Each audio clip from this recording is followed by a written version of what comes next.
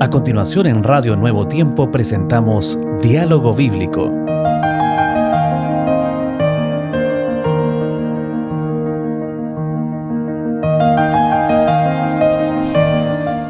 Apreciados amigos de su programa Diálogo Bíblico, muy bienvenidos. Es grato estar con ustedes conversando estas cosas lindas, especialmente cuando estamos estudiando el desarrollo de la vida de este pueblo que entra a tomar la ciudad. Josué nos está mostrando cómo se hizo, cómo Dios interviene, cómo Dios abre puertas donde es imposible, pero todo lo que vamos a ver con detalles de esta toma de estas tierras, en realidad Dios es el que la está haciendo.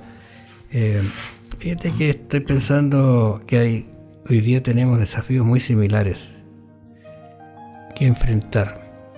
1 Pedro 1:4 dice: para una herencia incorruptible, incontaminada e inaccesible, reservada en los cielos para vosotros. ¿Qué le parece? Bienvenido pastor, gracias por estar nuevamente con nosotros acá.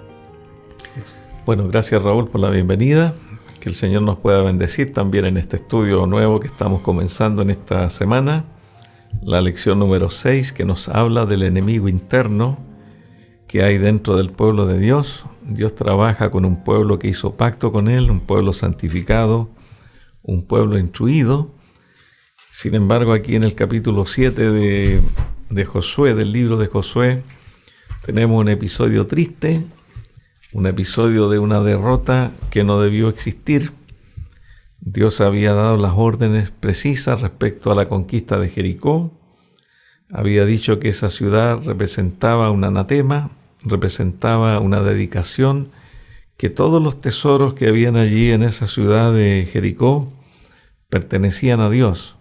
Nadie debía tomar nada y todo lo de valor tenía que ser llevado por todos los guerreros hasta el santuario donde estaba allí Josué, y por lo tanto ellos no podían obtener ningún beneficio con esa ciudad que era totalmente rica en bienes, rica en oro, plata, cosas preciosas, y ese era el mandato, era como algo prohibido, un anatema. Ya vamos a explicar qué significa eso.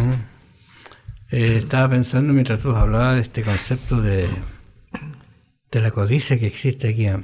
Dios dijo: no lo toquen, todo es para el templo. Ahora,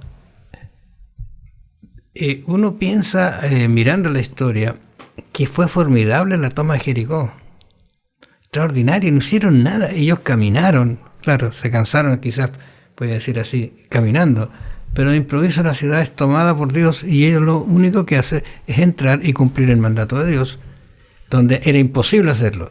Realmente imposible, porque la ciudad tenía una muralla muy alta, grandes eran. Incluso acuérdate que la Rahab vivía en la muralla, tenía su casa, o sea, grande eso. Ahora, y después de eso viene una derrota, como tú decías, y uno se pregunta: ¿y por qué? ¿Qué pasó? Nadie sabía. Pero ante Dios no hay nada oculto. Claro, esa derrota fue ante un reinado pequeño, que a lo mejor podíamos decir nosotros no era ni la 10ª parte de lo que era Jericó. Y los israelitas decidieron ir a la guerra, como dice allí en capítulo 7 de Josué, y dijeron: ¿para qué vamos a llevar todo el ejército? Con 2.000 o 3.000 hombres tenemos para vencer esta ciudad. Y fueron los 3.000 hombres, y como dice el relato bíblico, allí murieron 36 israelitas y fueron derrotados. Y ellos decían: pero Dios no nos acompañó, ¿qué pasó? Cuando Josué supo eso, nos dice la Escritura que él se arrodilló y comenzó allí a postrarse delante de Dios y a orar y a pedir una explicación. En el versículo 6 al 8, él pide explicación. ¿Por qué nos fue mal? ¿Qué pasó, Señor? ¿Dónde está el problema? Y quizá esto que Josué pensó es algo que a nosotros también a veces nos pasa, porque a veces nos pasan cosas en la vida y nosotros decimos: bueno, ¿por qué me pasó esto? ¿Cuál será la consecuencia? ¿Habré hecho algo malo? ¿Qué querrá Dios con esto? ¿dónde está la solución del problema? Claro, el problema se lo menciona allí el Señor, le dice, levántate, ¿por qué te postras allí sobre tu rostro? Dice en el verso 10, Israel ha pecado y aún han quebrantado mi pacto que yo les mandé y han tomado del anatema. Y traté de investigar esta palabra anatema porque es una palabra que se usa en la Biblia. Y aquí nos menciona que esta palabra anatema parte con algo, con la expresión dedicado. Es algo prohibido, es algo que pertenece en este caso a Dios. También esta prevaricación, que es una palabra que está junto con el anatema, Israel prevaricó, tomó del anatema. La palabra prevaricación significa traición con alevosía. También significa rebelión, es el pecado de mano alzada de rebelión contra Dios. Y la palabra anatema, como explicamos, es algo consagrado a Dios, es algo que está destinado a un fin y que no puede cambiar de propósito. Dios dijo, esta ciudad es mía, con todos sus tesoros, y ustedes no deben tomar nada para sí mismos de esta ciudad que ha sido declarada como anatema. Pero ¿qué pasó, Raúl, allí con aquella prohibición que Dios hizo? ¿Qué ocurrió con algunos israelitas?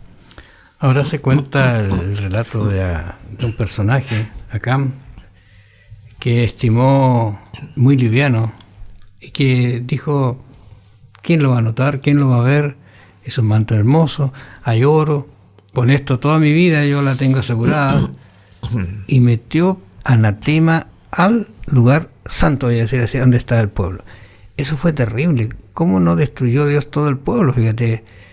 Pero Dios es misericordioso porque al parecer los hijos no murieron, ¿no? Porque aprendieron la lección. Pero aunque dice que Dios destruyó casi todas las cosas que él tenía. Ahora, ¿qué hizo que este hombre fuera a tomar lo incorrecto? Bueno, ahí vemos que recordemos que el ejército de Israel era bastante grande, se cree que habían 600.000 hombres preparados para la guerra. Y de esos 600.000 hombres que estaban allí, uno solo, que se llamaba Acán, tomó un manto babilónico muy precioso, tomó una porción de plata, que eran como 2,8 kilos, y un lingote de oro. Y él se lo llevó para su casa y lo enterró debajo de su tienda. De los 600.000 guerreros, tal vez más o menos, fue el único que hizo eso. Y dijo, nadie me va a encontrar. Nadie lo va a saber. Pero el resultado hizo la diferencia. Y es interesante cómo este personaje Josué se arrodilla y Dios le dice, ese detalle es muy importante, párate, si hay pecado en el pueblo. Y aquí comienza el proceso para investigar y Dios abre el entendimiento también.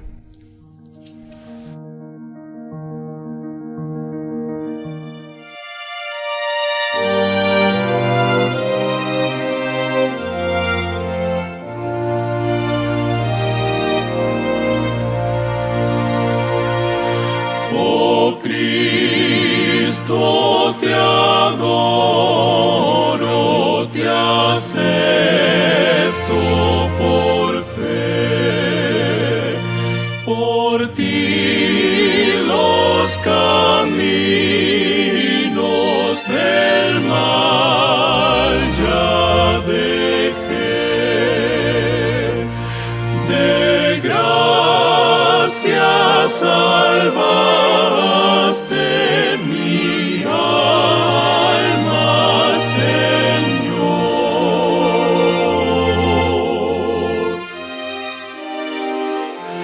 Por esto de hinojos te rindo mi amor.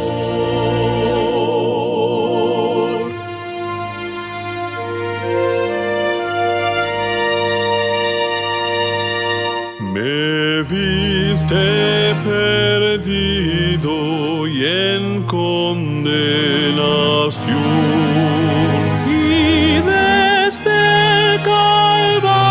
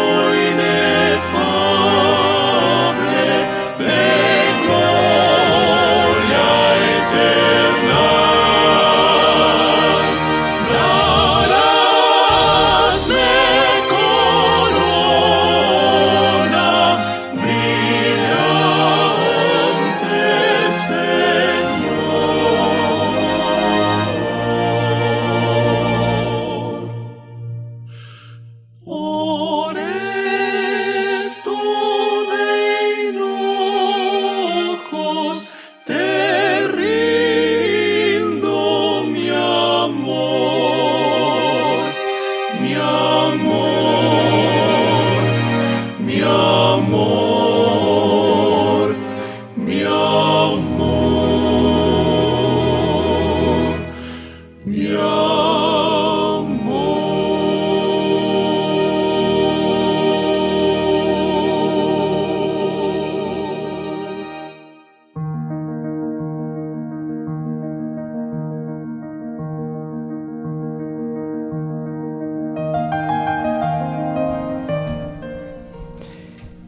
Seguimos con un tema bien complicado, pero yo creo que hay que aprender la lección que nos muestra cuál fue el pecado de Acán en realidad. Hay un incidente anterior, tú recuerdas, en que 3 personajes también tuvieron situaciones muy similares, pero que Dios de alguna manera también hizo y demostró quién era el que Él había elegido para ser sacerdote. Claro, aquí tenemos nosotros, por ejemplo, a Acán. Él escondió, como se dijo, el tesoro debajo de su tienda. Lo sabía su esposa, lo sabían sus hijos. Y cuando Josué empezó a investigar quién era la persona responsable, le costó y Dios tuvo que intervenir. Hubo un proceso en el cual Dios fue descartando las tribus, luego las familias, hasta que llegó a la tienda, hasta el lugar donde estaba Acán. Y allí le dice, como tú puedes leerlo allí, le dice: Hijo mío, da gloria a Dios, al Dios de Israel, dale alabanza, declárame ahora lo que has hecho, no me lo encubras, dice el verso 19. Y allí confesó Acán. ¿Era una confesión a tiempo o a destiempo? ¿Qué te parece, Raúl? Estuve leyendo sobre eso y en realidad los comentarios dicen que en realidad él nunca se arrepintió de su pecado. Y como resumen, digamos, pero que en esa instancia, porque fue un proceso muy detallado, hasta que llegó incluso al mismo Acán, ¿no es cierto? Y cuéntamelo, alaba a Dios, como decir, mira, bendice a Dios, y él no lo hizo, incluso dicen los comentadores. O sea, en ese instante Dios ya no tiene posibilidad de perdonarlo, porque nunca se arrepintió. Nunca volvió atrás, nunca reconoció su falta. ¿Por qué no dijo al comienzo, cuando ya empezó? Miren el proceso aquí. La tribu de Judá, la familia de acá y acá. Él ya se dio cuenta que él sabía. ¿Por qué no dijo enseguida, sabe, perdón, yo fui? Aquí están todas las cosas. No sé cuál habría sido la situación, pero Dios es misericordioso, pero él no se arrepintió. Yo me hacía una pregunta con esto. Si hubieron 599.999 que no fallaron en el mandato de Dios y falló solo uno, ¿no podría Dios haber dicho, bueno, casi todos cumplieron, dejemos las cosas como están, no hagamos nada, porque todos casi cumplieron? ¿A Dios le interesa el casi o le interesa que se guarde su palabra en forma completa? ¿Afecta la vida de una persona que transgrede dentro de un grupo cristiano, dentro de una congregación? Uno se pregunta si esto también se aplica en el Nuevo Testamento. ¿Se aplicó esto con las nuevas iglesias que habían allí? ¿Se aplica actualmente? ¿Afecta esto a la comunidad? Porque aquí vemos que hay una comunidad grande, colectiva. La mayor parte de los cristianos pertenece también a una iglesia y nos damos cuenta de que a veces las derrotas o el alejamiento divino de una familia, de un pueblo, tiene una consecuencia, tiene una base. ¿Por qué ocurren estas cosas? ¿Será que esas leyes se aplican ahora también o no? Tú sabes que en el Nuevo Testamento hay una disciplina eclesiástica, digámoslo así, en que dice: habla con tu hermano, una opción. Si no te hace caso, llega un testigo, segunda opción. Y si en la segunda opción no hace caso, bueno, entonces ahora pone más testigos para que al final él reconozca o haga algo. Las opciones están, las opciones de perdón siempre están, pero uno tiene que advertir que la opción de perdón está presente siempre cuando la persona se arrepienta y reconozca su pecado. Estaba mirando acá algunos textos, por ejemplo, levántate, santifica al pueblo y di, santificaos para mañana, porque Jehová Dios de Israel dice así, anatema hay en tu pueblo. Mira, esa expresión, cuando Josué, ¿no es cierto?, la dice, ya debería haber advertido. Él sabía, o sea, comenzó la opción para él de arrepentirse, no lo hizo. Claro, acá tenemos el verso 23 del capítulo 7 que dice que cuando ya lo descubrieron, dice que los israelitas tomándolo de en medio de la tienda lo trajeron a Josué, trajeron a sus hijos, los pusieron delante de Jehová. Entonces también dice que tomaron ellos el lingote de oro, el manto, todo lo que ellos lo que él había tomado, junto a sus hijos, lo vuelvo a repetir, sus bueyes, sus asnos, sus ovejas, su tienda y todo cuanto tenía, y lo llevaron todo al valle de Acor. En otras palabras, allí el pecado de Acán no solamente contaminó a su familia, sino a sus bienes materiales. Acumularon todo en el valle de Acor, que significa en la Biblia valle de la turbación, y allí los apedrearon. Allí murió la familia, murieron los animales, hicieron un montón de piedras y se hizo justicia para quitar el ardor de Jehová, que ya estaba destruyendo parte del pueblo. O sea, Dios no acepta eso, claro, aunque sea uno, y ellos participaron como cómplices. Allí seguramente había algunos familiares más. Ahora, tú recuerdas que en la batalla cuando fueron a Ai a tomarla, hubo un poquito así como decir, mira, si Jericó cayó con 600, vamos 30, más poquitos, ¿para qué? 3.000 dijeron. 3.000, yo. Pero ¿qué pasó? Tú hablabas de 35 personas murieron. ¿Qué pasó con esa familia? Siempre pensaba yo, esas son familias esas son padres que a lo mejor tenían hijos y murieron a causa de un pecado. Correcto. Entonces Dios es justo y da oportunidades aún en esas circunstancias. Hay que meditar en esto, porque no nos transformemos en algún momento en Acán, sino en alguien que le dice al Señor, perdón, aquí estoy.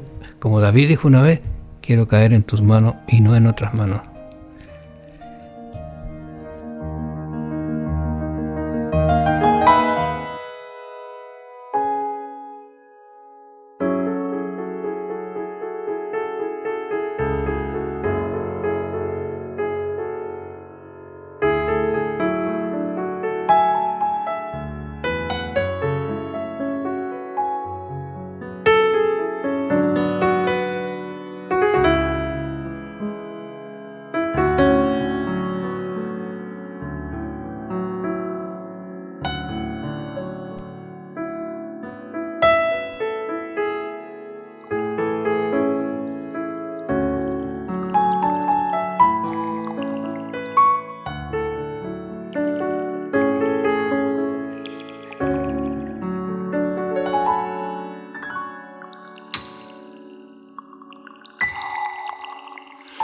La palabra, oh Dios del amor, amor que enseñóme mi madre a sentir. Al crecer se aprende a querer del Padre la fuerza se quiere también.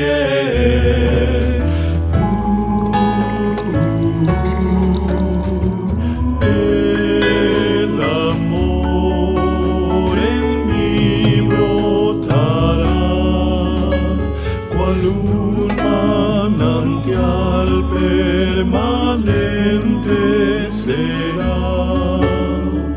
El amor eterno ha de ser apoyo del hombre en toda su vida. El eterno es fuente de amor. El acuden a Él. La fuente de amor es Jesús el Señor. Nos da cariño, por siempre nos lo dará. Cristo es amor sin fin, y Jesús es amor, es amor, es amor.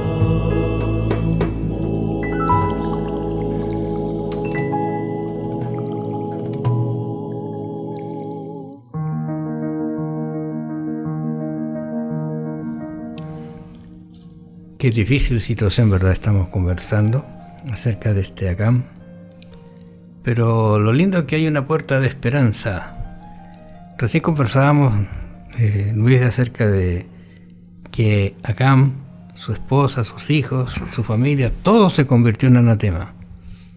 Sí. Y si lo hubiese quedado, habría contaminado y habría sido terrible el seguir conquistando. No podrían haber seguido conquistando. Claro, con ese pecado. precisamente porque si hay como ejército pequeño, destruyó a Israel, ese dato se lo pasaron todos los otros reinos. Claro. Dijeron, el Dios de Israel está fallando. Ahora vamos a ir nosotros y nos envalentonamos para pelear. Quedó un pésimo prestigio para Israel allí en medio de las naciones. Entonces ahora, después de haber solucionado ese problema, Y solucionado 100%, no a medias así, ¿no es cierto? exacto, y ahora viene Dios allí en el capítulo 8 de Josué y dice, tienen que ir contra Ai. Pero allí vemos nosotros lo que significa el engrandecimiento de Josué. La gente dijo, ¿cómo Josué ve como debajo del agua, ve todo, sabe todo con Dios? Y Dios ahora a Josué le dice, ¿cómo tendría que luchar contra Ai? Para que no perdieran ningún hombre. Se trataba de tener una victoria 100%.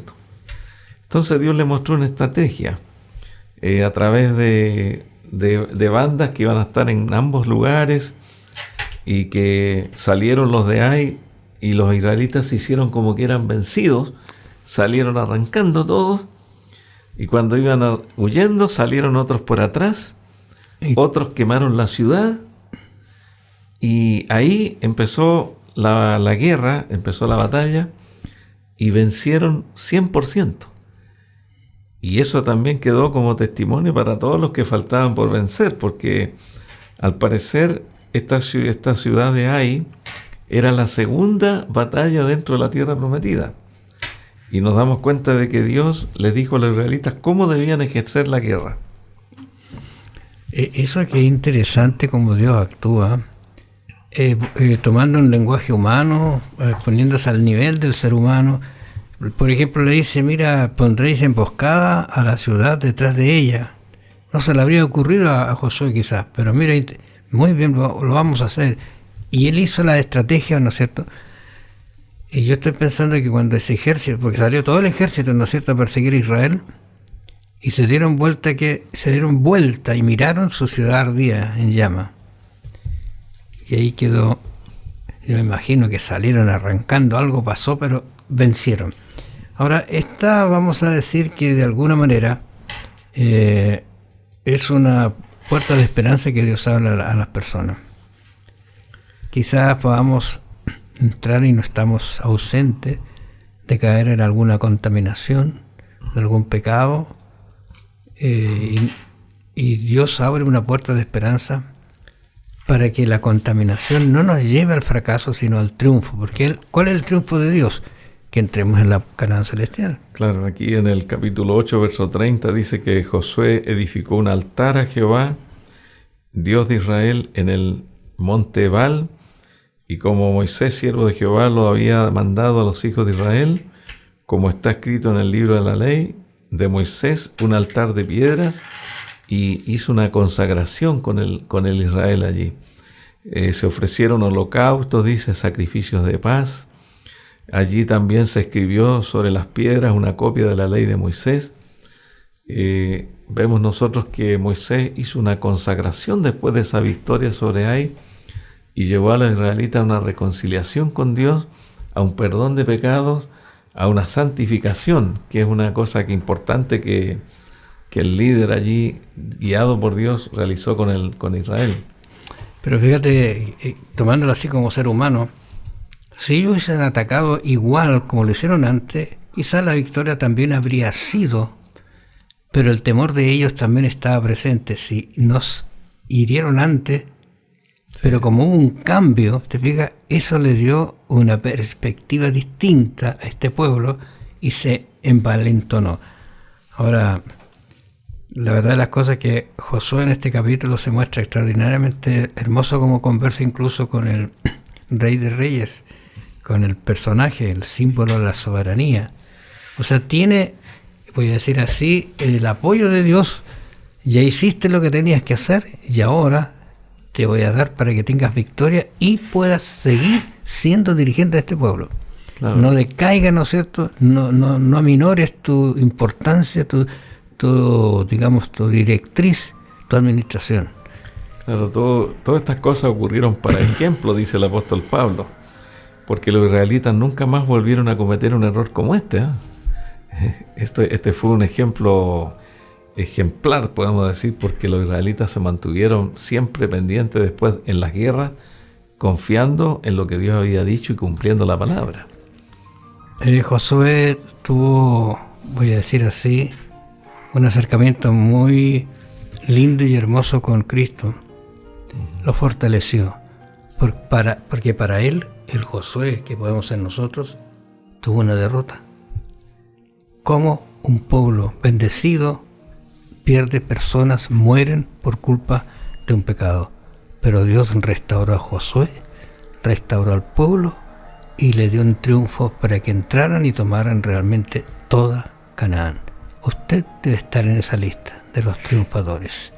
Que el Señor los bendiga y los acompañe y vamos a encontrarnos la próxima semana. Escuchaste en Radio Nuevo Tiempo, Diálogo Bíblico.